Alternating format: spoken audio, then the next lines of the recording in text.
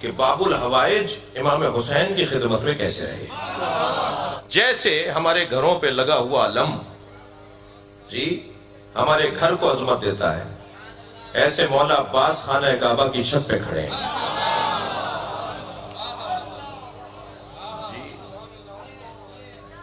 خطیب کعبہ فضائل حسین پڑھ رہا ہے جی. میرے مولا حسین نے آواز دی، عباس حاجیوں کو بتاؤ کہ میں کون ہوں. اچھا عباس نے بتاؤ میں کون ہوں.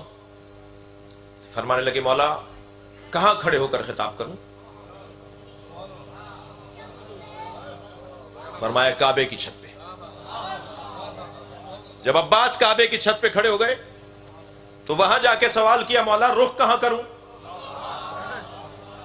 میرے مولا حسین نے فرمایا کہ جب بلال اذان کہنے مکے آئے، مدینے میں تو مکے کی طرف رخ کر کے اذان کہتے تھے، مکے کی چھت پہ کھڑے ہو کر کہاں رخ کریں. تو سرکار نے فرمایا میری طرف رخ کرو.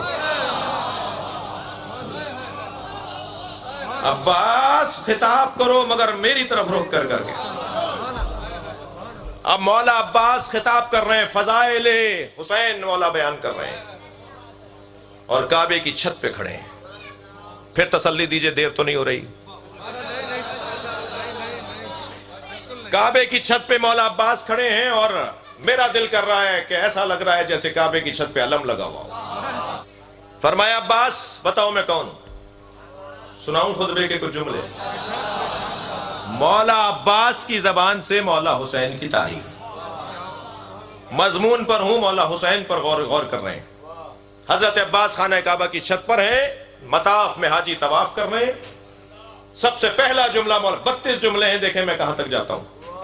سب سے پہلا جملہ مولا عباس نے فرمایا الحمدللہ الذی شرف ھذا.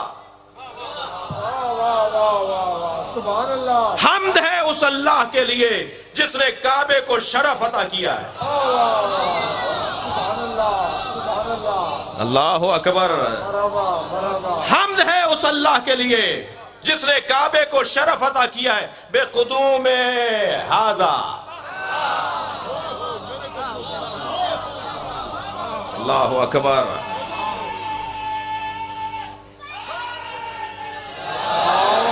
حمد ہے اس اللہ کے لیے جس نے کعبے کو شرف عطا کیا ہے بے قدوم ابی ہے ھذا، ان کے بابا کے قدموں کی وجہ سے. مولا